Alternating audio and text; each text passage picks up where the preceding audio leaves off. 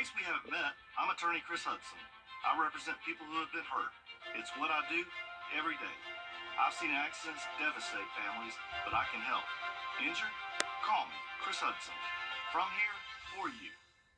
The CSRA's favorite news app is now even better with easier access to local news, weather, and live streaming video. Download the News Channel 6 mobile app.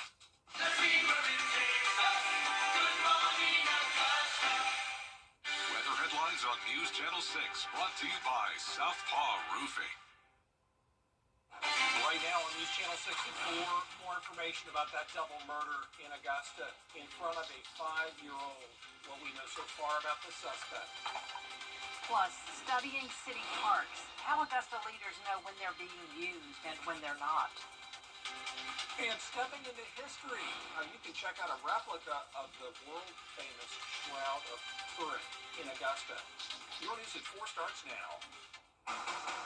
Live from Television Park, this is WJBF News Channel 6 at 4. Hey everybody, I'm Brad Means. And I'm Jenny Montgomery. Thank you for joining us. Coverage you can count on begins with the latest details on a horrific, deadly shooting in the Best Buy parking lot right off Walton Way Extension Sunday evening. The 2 victims were mother and daughter.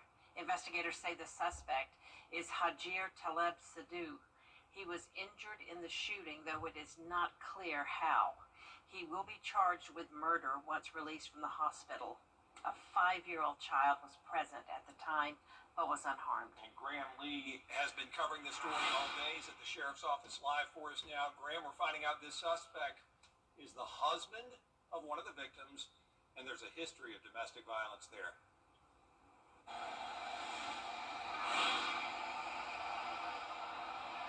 Yes, Brad, Jenny, just a tragic story from the weekend. The 2 victims in this case are Melissa Domingo and her 74-year-old mom, Elizabeth Domingo. Now, Talebzada was married to Melissa Domingo, but after going through records, we found this domestic dispute was not the first time. If we go back about 4 years, back to New Year's Eve 2021, Domingo shot her husband in the head during another domestic encounter. She was originally charged with aggravated assault, but within the last few weeks, the charges were dismissed and it was ruled as an act of self-defense. As for the event Sunday, the 5-year-old child involved was not harmed and is now in the custody of the Department of Children and Family Services. Of course, we did talk to Sheriff Eugene Brantley about this earlier. He says there has been finger-pointing online since the accident, but he says that helping the young child should be everyone's focus from here on in. I just asked that, for once as a community, that we would, come together and put all the bickering and some of the racially motivated hate aside and just think about a child that was present and saw his mom and grandmother gunned down. Now, we're also learning that Domingo is formerly a former worker at Bel Air Dental Associates out in Columbia County. That business is now closed indefinitely as the workers and staff there are mourning her loss and coping with this tragedy. We also reached out to Domingo's former attorney's office, and they declined for comment. Live in Augusta, Graham Lee, WJBF, News Channel 6. Thank you. Such a sad story. It is time now for a first check of our weather. Avery Gray joining us now with that. Avery? Hey y'all, it is a beautiful day out there. You can see that on our Terry Lambert Hyundai Skyview cam, where it's just beautiful blue skies and a nice breeze as well. You can see that American flag really blowing in that wind. Our Live 546 radar is completely clear, and it's going to continue to be so as we remain throughout this day and throughout the week. Pretty dry week ahead. Temperatures right now in Augusta, 84 degrees. Much more or colder in McCormick County at 79 degrees, and we are overall very cooler across the CSRA. A 6-degree difference here in Augusta, and those dew points are continuing to stay low. 58 in Augusta, 54 in Aiken and Saluda counties, and that is really going to push us into a preview of fall with a very nice wind gust coming in around 18 miles per hour here in Augusta. So we do have that preview for fall with those lower dew points and lower temperatures, and I'll have more on what you can expect for the rest of the week coming up. Back to you guys. All right, Avery, thank you. A North Augusta man is sharing his story after his husband was deported to Mexico. If you visit a park in Augusta, the city is making a record of it. There are currently 130 cameras in Augusta parks. It's for a study of how the parks are being used by the public and how often. The cameras take a picture every 15 minutes. The data is being analyzed by an engineering firm for commissioners as they prepare to determine if some parks should be closed. This is going to impact our city in a pretty decent way.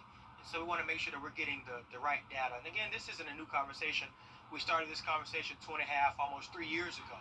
And so now it's finally time for us to put the fork in it, to get the data necessary so we can make the funding decisions properly. A commission committee is scheduled to get an update from the firm on that study at a meeting Tuesday. Tonight, the Richmond County Board of Elections is expected to share updates on polling locations for November's election cycle and review the voter list for the city of Blythe. The meeting starts at 6 p.m. in the Municipal Building on Telfair Street. The public is welcome to attend. A big decision expected tomorrow by the Richmond County School Board, where they're going to look at adopting a millage rate for the next fiscal year with a 5% increase. That's because of higher costs for employee benefits and less state funding. Tomorrow's meeting starts at 4 in the afternoon at BOE headquarters on Broad Street. Aiken city leaders are going to meet tonight to talk about tiny homes. There are plans, as we've reported, to build 39 units for the homeless on 4 acres of property off Dykes Road. They put this whole thing on hold after people were concerned about its impact on nearby neighborhoods. If approved, activity could start early next year to get those tiny homes built. The meeting begins at 7. 3 young men from Augusta being celebrated as Eagle Scouts. Congratulations to Madden McNatt, Caleb Nofsker, and Landon Perry getting the highest rank in all of scouting. Madden improved the obstacle course at Grovetown High School. Caleb provided 2 youth lacrosse clinics for players in Harlem, Evans, and Grovetown. And Landon built 4 picnic tables at the Cross Bridge campus of Warren Church. Way to go, young men. Speaking of Warren Church, this week the Augusta community with a chance to check out a replica of something that is huge in Christianity. Here's Hannah McDonald. Here at the Warren Church Augusta campus, you can view a replica of the Shroud of Turin that is currently going around the country, as well as an exhibit walking through the life of Jesus. The experience enables people to view events that unfolded at the time of the crucifixion, burial, and resurrection of Jesus Christ. I spoke with the pastor at Warren Baptist Church, who says having this exhibit has given them the chance for people to learn more about this time in history. Because of the historical evidence, all of the scientific evaluation, and of course the ongoing discussion about the validity of the shroud, this has given us an opportunity to have many conversations about what this means and what we can see and understand about the evidences that support our faith. McKinley says that while he has been to Israel and walked through the Holy Land, he says it's special to now bring that close to home and share it with the community. Our goal in all of this is not in any way to try to have a final confirmation of whether or not this is a real artifact, but it is to recognize that it is one of many ways in which we have evidence and in which we have confirmation in our faith because of the fact that it is a historical faith and it is a faith that is built on truth. The experience is free to the public. McKinley says it's surreal to be able to look at some of the items that were a part of the culture of the first century. To be able to consider what we read in the biblical record and what we see with our eyes in the evidence of what's found here, both in the artifacts of crucifixion as well as the Shroud of Turin. You can view the Shroud of Turin replica along with many other pieces now through September 14th. In Augusta, Hannah McDonald, WJBF News Channel 6. We have a programming note to tell you about. The 11 o'clock news will air late due to tonight's NFL game that starts at 8:15. The Minnesota Vikings take on the Chicago Bears. It's the first regular season game for both teams. Our newscast will air immediately following that game. Tomorrow on Jenny, Wine, Women, and Shoes. The annual fundraiser for Ronald McDonald House Charities is right around the corner. Find out about tickets and dust off your snazziest shoes. It's your chance to use the power of the purse to help ensure the best health outcomes for the littlest patients and their families at the Ronald McDonald House. Greeted with a cocktail and a little bag for shopping, and then you can shop with the vendors and do all sorts of fun things until the doors open at 7 for a seated dinner, fashion show, live auction, you name it. Wow, so it is a seated dinner. It is. Yeah. So we have gone to a seated dinner this year. We wanted to elevate the evening, so that's why, or the event, so that's why we moved it to an evening event. Wine, Women, and Shoes is almost sold out. Find out how to get tickets, plus a beautiful way to tell your story through piercings. How to get a curated ear styling from the professionals at Adorned at the Lex Salon. Tomorrow at 12:30 on Jennings. Next on this newscast, we head to the track. The winner at Worldwide Technology, one of NASCAR's all-time greats, takes the checkered flag. A full report for you. Yeah.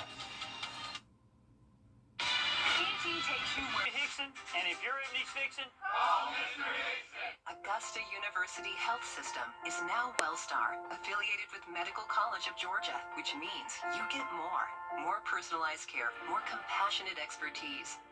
WellStar, more than healthcare, people care. Memory and thinking issues? It could be more than normal aging and associated with the buildup of amyloid plaque in the brain. Talk to your doctor about having your memory and thinking issues evaluated and tested today. The latest fashion trends arrive daily for Hamrick's Sportswear Spectacular. Get out for dinner fall coordinates, just $25. Speculation mock necks, 2 for $10 or $5.98 each. Modern fashion tops, only $15. Ruby Road fall coordinates, just $20. Southern Gal screen tees, $10. And speculation solid fleece tops and pants, only $10. Make your move before the deals cool down. Run to Hamrick's Sportswear Spectacular. NASCAR heads to Bristol, Tennessee next weekend for the final round of this year's Cup Series playoffs. As for this weekend's second round in the St. Louis area, Denny Hamlin is celebrating his 59th career win.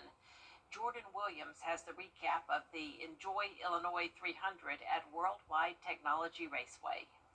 Joe Gibbs Racing once again proving their dominance on the NASCAR circuit. Last week it was Chase Briscoe walking away with the checkered flag, and at the Enjoy Illinois 300 it was Denny Hamlin, the first driver to cross the finish line. For the 5th time this season, Denny Hamlin is in the winner's circle. A great execution day, which is essentially no mistake. Started on the pole, had the fastest lap yesterday, started first, and throughout the course of the race, we cycle back to about second, third, fourth, but some of the guys we were racing had some issues, and then on top of that, our cars just kept getting better and better, and we were able to gain those spots right there at the end. Hamlin, Saturday's pole winner, led 75 laps at the Worldwide Technology Raceway, punching his ticket into the round of 12. Just got such a great team, and certainly feel like on days that we don't, make mistakes, this is what we can do. We can go out there and lead a lot of laps and win. Hamlin joins Joe Gibbs Racing teammate Chase Briscoe in the next round of the playoffs after Briscoe won at Darlington. It's a great run for Joe Gibbs Racing right now to have the most wins in the series for this 11 car at 5. Moving on to the next round, 8 more. Let's go get it. Briscoe finishing not far behind Hamlin on Sunday, just a second and a half back, with Chase Elliott, Ryan Blaney, and Joey Logano rounding out the top 5. And while the pressure may be off the shoulders of Briscoe and Hamlin, there's now 14 other drivers still fighting for those last 10 spots. Reporting at the Worldwide Technology Raceway, I'm Jordan Williams. A live looking out at Bristol Motor Speedway in Tennessee, where NASCAR drivers hoping to stay in the race are really battling, because this weekend is the elimination round of the Cup Series playoffs.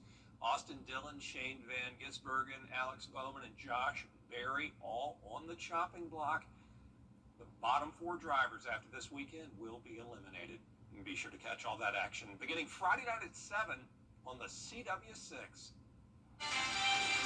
Well, we're going to continue to see lower humidity and a nice breeze in the forecast all week long. I'll have everything you need to know about that coming up. Weather headlines on WJBF News Channel 6. Brought to you by Southpaw Roofing. Roofing done right.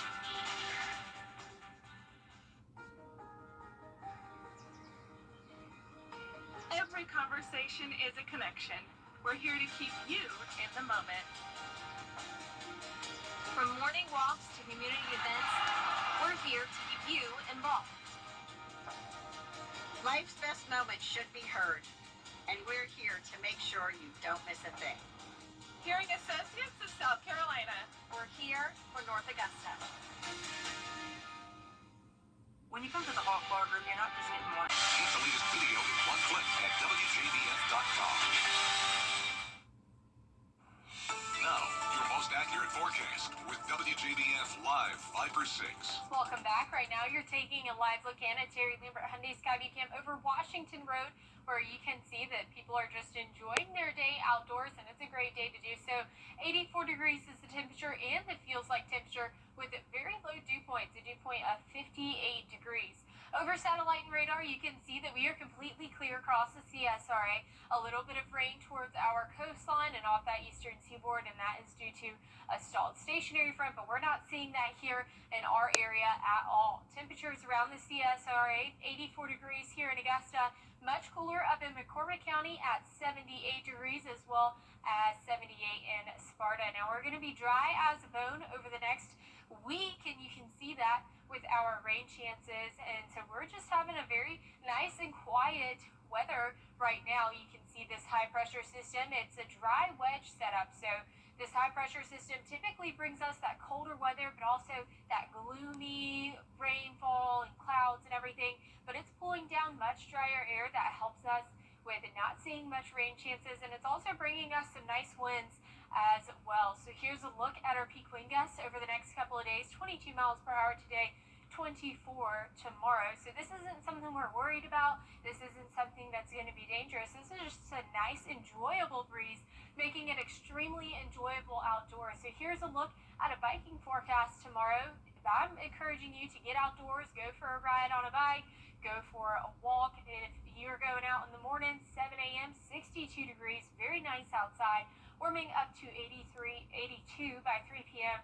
Absolutely going to be a beautiful day, and that's going to continue throughout the week with those low humidities, warming up to 88 by Thursday. Now, the tropics are quiet, and that is great because the peak of hurricane season is 2 days away, but we have this dense Sahara dust cloud that's really helping prevent any sort of engagement in that tropical activity over the next few days. 61 degrees is your lows for tonight. 83 is your high tomorrow in Augusta. And here is a look at your 10-day forecast.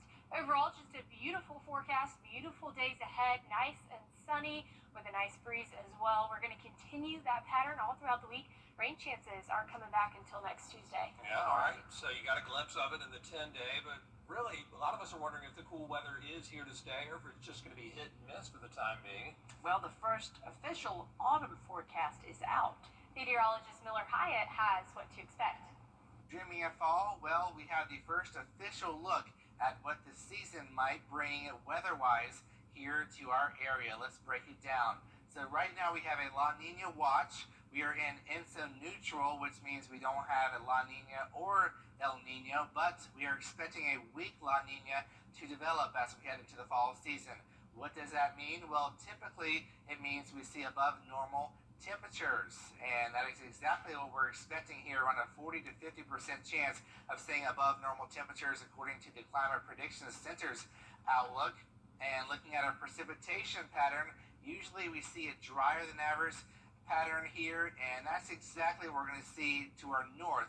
But here in our area, we're looking at either near average or above average precipitation, and this really is the wild card because it depends on if we see any tropical systems getting closer to our area, and that could really bump up those precipitation totals. However, if we don't see any tropical systems impacting us, hopefully we don't, we'll end up likely near average in our precipitation totals. I'll have more details on my blog Beyond the Forecast on WJBF.com. Coming up, pups hitting the California waves. It's the Surf Dog Surfathon as News Channel 6 at 4 continues. Al, did you... The 20th annual Surf Dog Surfathon making waves at Del Mar Dog Beach in California. More than 50 dogs competed in the event, showing off their skills in 10-minute heats, each judged on ride length, technique, enthusiasm, and confidence. Pretty skilled doggies there, divided into 5 weight classes from extra small all the way up to extra large. Top finishers in each class got to go to the finals. They also had a canine costume contest, an agility course, and a meetup event for dog owners. Looks like a lot of fun. A lot of fun.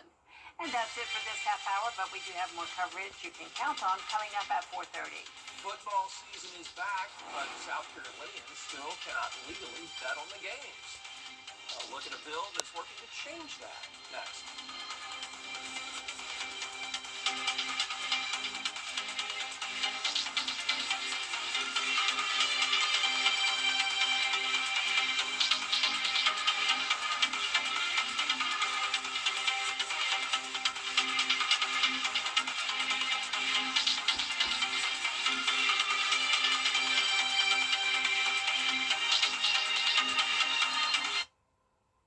At Kroger, never Get clear, accurate stories that don't waste your time at WJBF.com.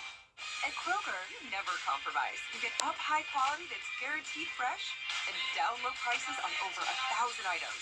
With quality and savings that add up, Kroger shoppers never compromise. Kroger, fresh for everyone.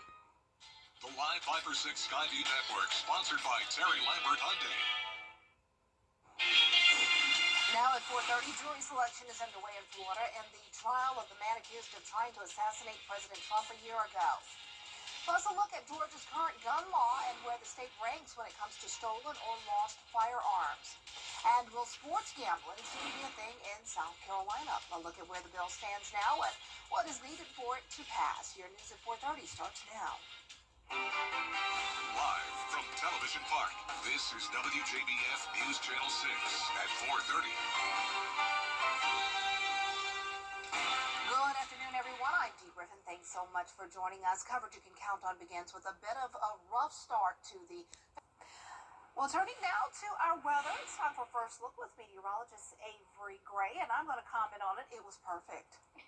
It really was, Dee. It was another beautiful day out there again today, and you can see that on the Terry Lambert Hyundai Skyview Cam out towards downtown Aiken. You can see that there.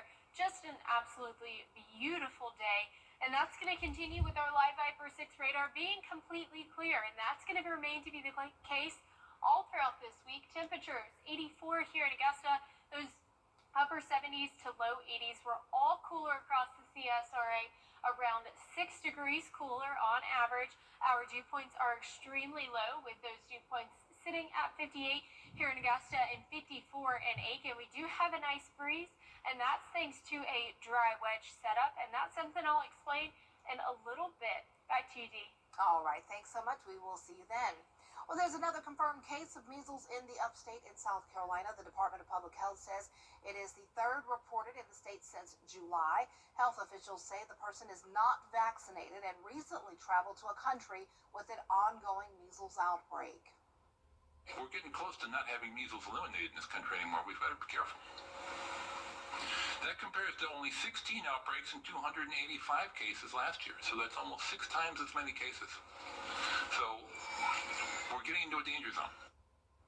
Health officials say the measles vaccine is more than 97% effective. They encourage everyone to get vaccinated, and we'll have much more on this developing story on News Channel 6 at 5. Well, football season is back, but while fans across the country are placing bets on their favorite teams, sports betting remains illegal in South Carolina. Caroline Yaffa tells us why and what needs to happen for sports betting to be legal. Sports fans all over the country tell me they want to be at a bar, watch their favorite football team, and place a bet. But as the football season begins, here in South Carolina, you still can't do that. House Minority Leader Representative Todd Rutherford is a co-sponsor of the bipartisan sports gambling bill. If passed, anyone 18 or older could place sports bets online in South Carolina. But Governor McMaster has said for years that he is very much against sports gambling and gambling in general. I think gambling is bad for our culture. It's not a part of our heritage. And there are better ways to make money, to give jobs, to generate tax money. I don't understand that line of thinking or that logic. This is simply about, again, giving people access to be able to do what they're already doing. Everybody knows that people bet. Friendly wages here, there, $1, $2, $50. I'm sure even the governor has seen it. The fact is that it's simply illegal in South Carolina, and we need to fix that. North Carolina legalized sports gambling last year, but their law is a little different than South Carolina's bill because theirs says you have to be 21 to place a bet. In Columbia, I'm Caroline Yaffa.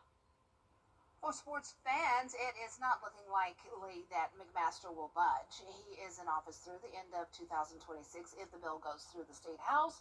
He can veto the bill, but lawmakers could still pass it by vetoing his decision. Sports betting is also illegal in Georgia.